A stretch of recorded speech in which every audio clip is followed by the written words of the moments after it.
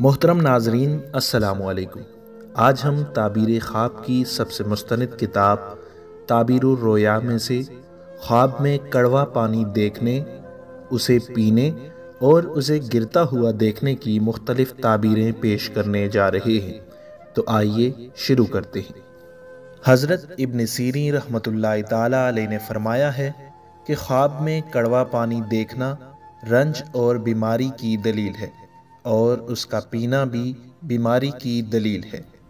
حضرت کرمانی رحمۃ اللہ تعالیٰ علیہ نے فرمایا ہے کہ کوئی شخص کڑوا پانی صرف گرتا ہوا دیکھے، اس میں سے کچھ پیے نہ، تو دلیل ہے کہ رنج و غم سے نجات پائے گا، اور اگر بیمار ہے تو شفا پائے گا۔